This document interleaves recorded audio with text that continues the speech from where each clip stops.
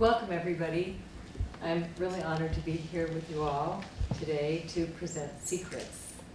One of my earliest and most memorable educational experiences was when I was 14 years old, and my ninth grade English teacher took us to the foothills of Denver, Colorado to sit quietly in nature and journal. It was there that I heard and I felt the rumbling of the ground move beneath me as a herd of elk passed by. This connection to something greater than myself was profound as a young person, and it has guided my journey as a teacher and inspired me to write this storyline.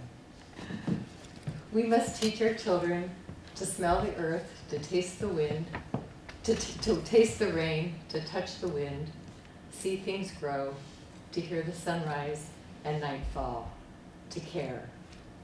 When we do that, what John Cleal says, students develop a deep respect and connection and love for nature, which then leads to stewardship and action.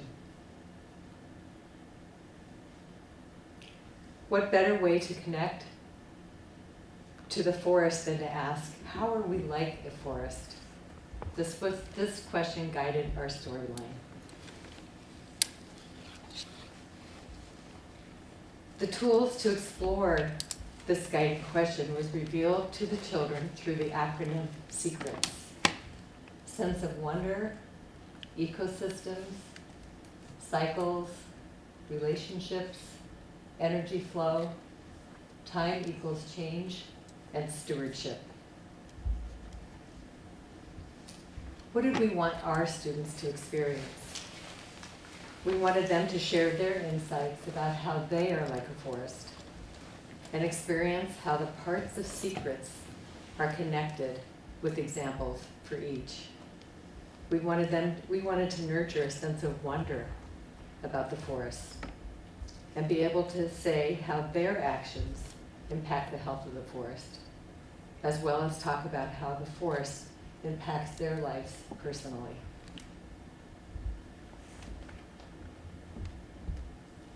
We wanted to not only immerse the students in forest ecology, but wanted them to experience the magic of the forest.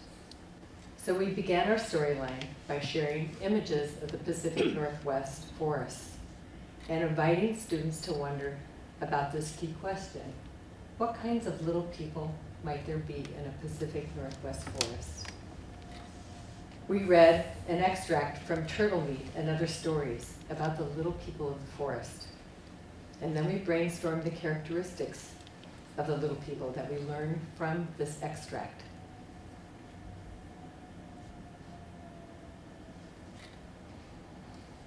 We knew that we wanted to make sure to include all of the different forest structures. So we created our little people tribes of 4 in each: streams, leaf droppers, covering, canopy, living dead, underworld, the dew, and fruit and flowers.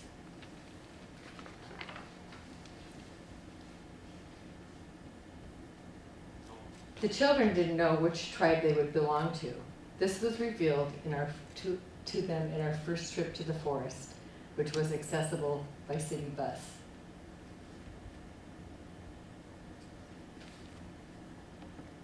When we entered the forest, we looked for signs of the little people.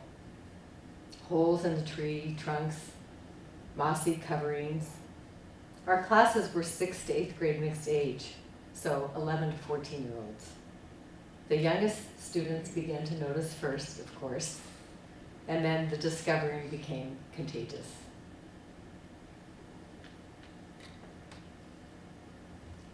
It was on this trip that our students found out which tribe they would belong to. They met other members of their tribe, and they were presented with a challenge from the little people. They also found out that they were shapeshifters and could communicate with the little people, and were invited to complete these 2 tasks asked of them by these key questions. What will you give as an offering to your tribe? And what is the gesture that helps identify the tribe you belong to?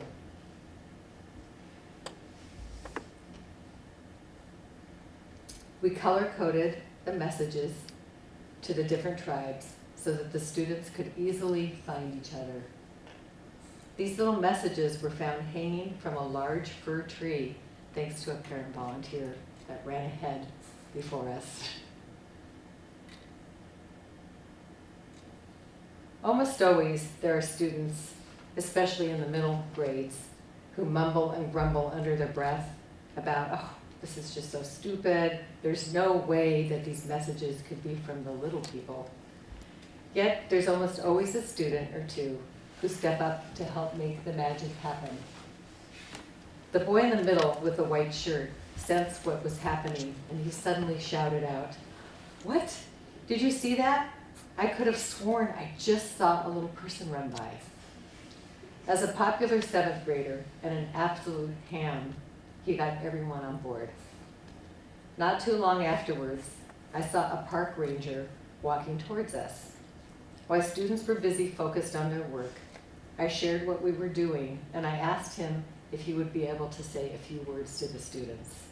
He said to them, "Hey, it's so great to see you all here in the park, being so respectful. Please make sure that you take extra care of the little people. Thanks, everybody," and then he walked off. You can imagine the looks on the faces of the students after that.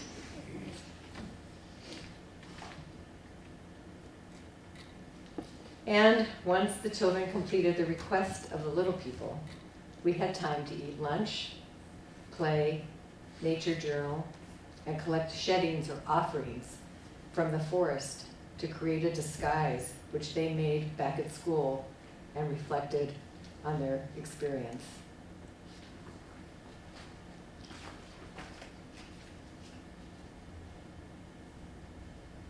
And of course, there's always plenty of time for silliness and play. And journaling was a way to reflect and record the story. Here you can see that the water and huckleberries, ferns, wildflowers, and clouds were very important to this little person of the dew.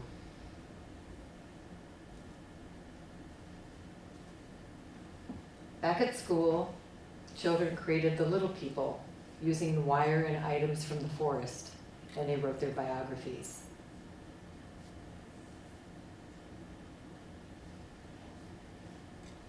This little person of the dew is in charge of sprinkling dew and taking care of the small leafy plants. She has classes every other morning, and on the other mornings she helps in the sky, sprinkling the dew down. Some afternoons she tends the forest. Children made accordion books, little accordion books for their little people journals. In this one they answered the questions, what are their hopes and dreams for themselves and the forest? And then I put up the word secrets across the length of the entire wall and let the students know that during our storyline, we would be revealing the secrets of the forest to the big people. I introduced the little people to the guardian of the forest and shared with them the talisman that would provide them with the secrets of the forest roadmap. Our talisman would help them to know what to share with the big people. It would serve as a reminder to the students to watch closely, pay attention as they decide how to share these secrets with the big people. Before coming together with our talisman to reveal the first secret, the sense of wonder, we asked the students this key question: what does sense of wonder look like to you? Students brainstormed, and then, from the little people perspective, we went out to the school garden.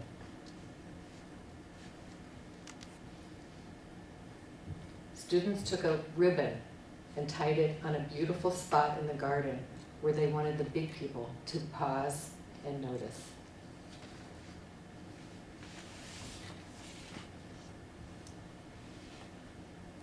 Next, it was time to create our frieze of the forest.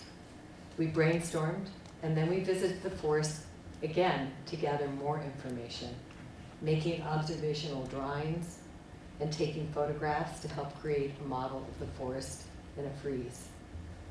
While at the forest, we asked the children, what will your little people's families' home look like? Each tribe was given time to build a home for their family and give tours of their homes to each other, and to sketch their homes, take photos, and describe what they most loved about each.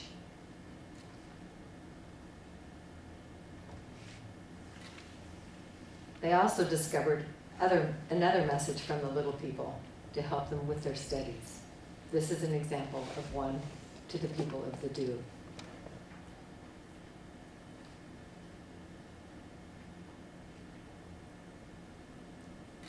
In this particular one, it helped them focus in on what that realm really was all about.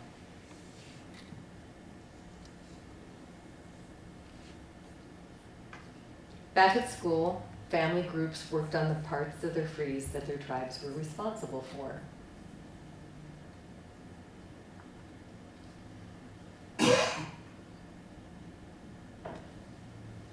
Building our forest ecosystem using the information they gathered about their realm and in school research.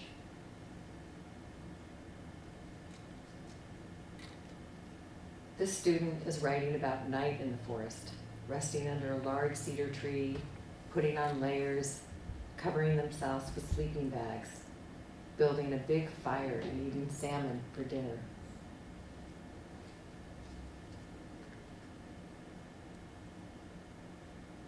In the classroom, students participated in lessons and activities to develop an understanding of the components of the forest ecosystem.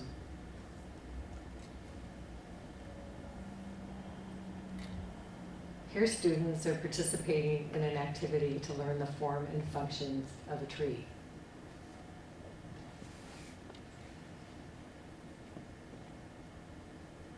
As we learned about the form and functions of trees, students studied metaphors and similes in writing and wrote about themselves as a tree. They also wrote about their roots, what grounds them, what gives them energy for growth, the stages in their lives, their heartwood or core beliefs and values, and the branches or the choices they make, their life as a cross-section of a tree, and what beauty qualifies and what beauty and qualities they share with the world. At our local forest, students participated in many lessons and activity, collecting data and recording their observations. In these lessons, we look closely at specific form and function, and also broadly at the greater connections between the different realms and their form and function in the forest ecosystem.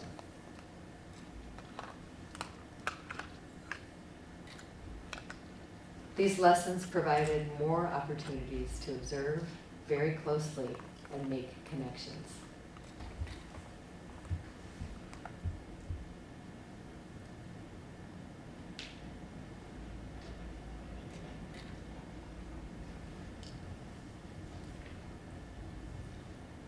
Using our talisman, we shared then our understanding of ecosystem and added this to the poster to secrets. And then we brainstormed a list of animals living in our Pacific Northwest forest. We also participated in food web activities, studied animal classification, wrote stories, created arthropod art. Students reflected through journaling and created the sounds of their forest.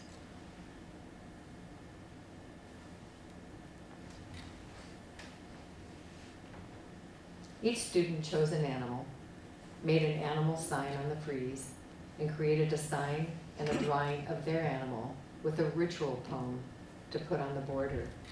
In order to do this, they needed to do quite a bit of research.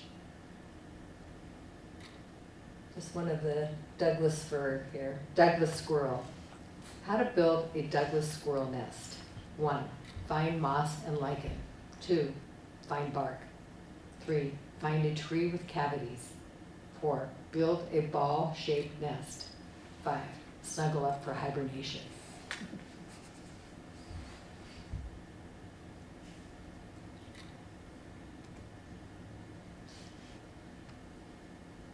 We learned about the animal kingdom, learned more about animal tracks, looked at sample animal track stories, trying to figure out what happened, and practiced moving like our animal.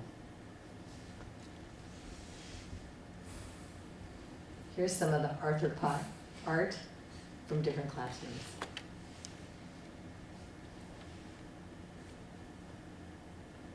And we read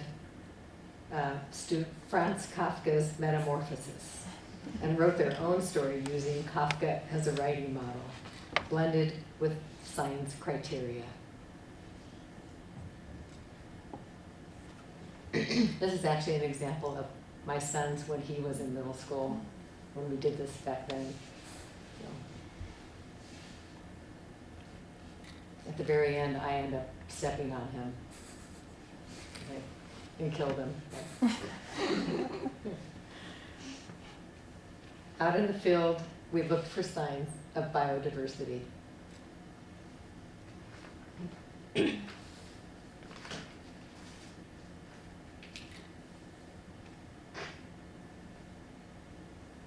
Always with time to journal and reflect on what they learned.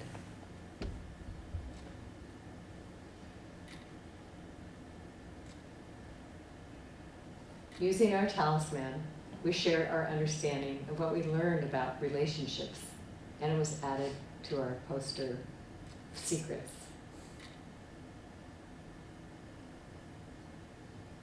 We spent the next several days answering this key question. What are the cycles or processes in the forest that cannot be seen?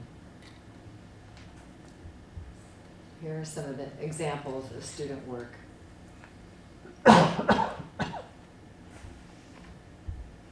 Here's another on the nitrogen cycle.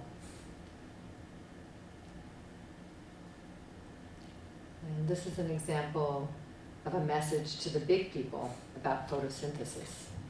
Consider yourself lucky that plants evolved this way, because if they hadn't, none of us would be here.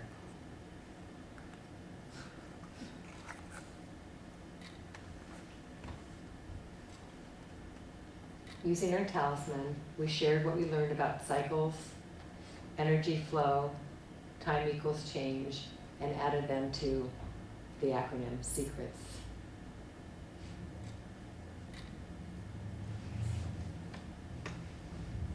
Our first incident was to find an invasive species in our forest. We asked the students, well, what do we know? What do we need to know? And what should we do about this? As part of this, we studied invasive species, and students made wanted signs to warn the big people about invasive species and their impact on the forests. Students also reflected creating a 3-panel story. And these are some examples of their wanted signs.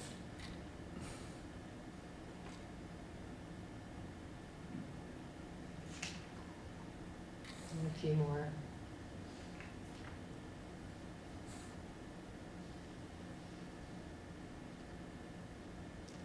Our next incident was revealed when students came into the classroom and found a basket and footprints in their forest. To answer the key questions, they read articles about our over-harvesting and created models and PowerPoints to share about what they learned about how the forest could help us survive.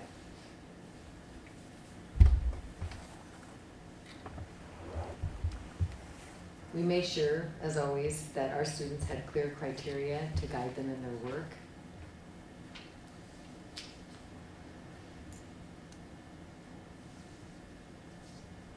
And this is an example of just the first and last page of a student's 8-page report that she did on the Pacific U with a warning. We are killing the very trees we need for survival.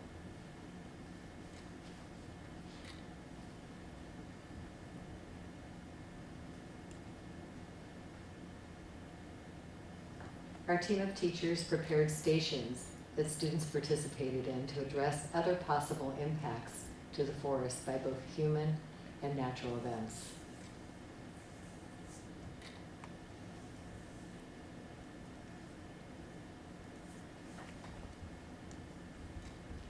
You can see evidence of fire in our forest, which spurred us to learn more about the causes, benefits, and costs of forest fires, which is more relevant now than ever.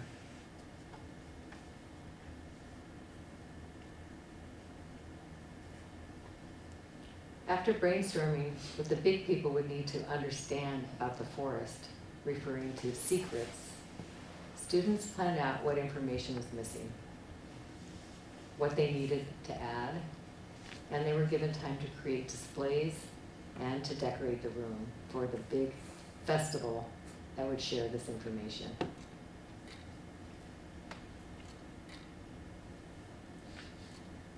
These are some of the displays that the students created to teach the big people about the secrets of the forest.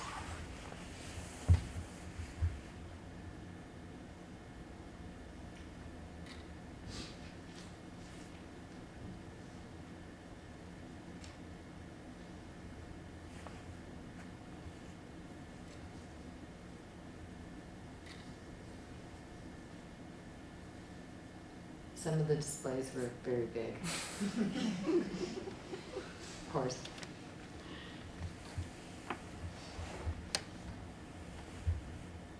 After the Forest Festival, we talked about the importance of stewardship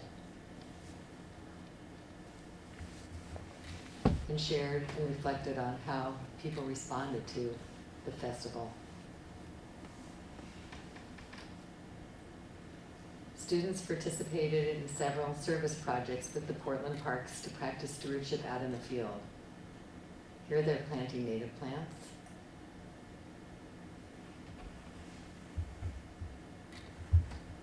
And here they are pulling English ivy.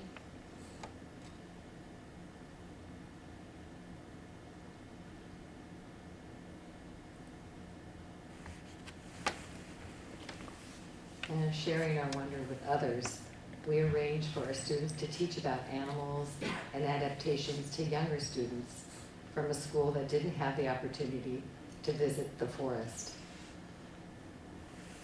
The students created objectives and goals and then made the lesson making sure to include interactive activities for the younger students.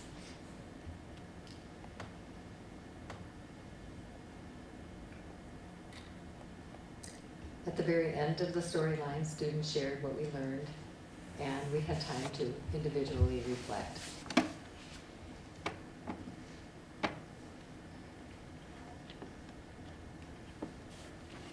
Thank you.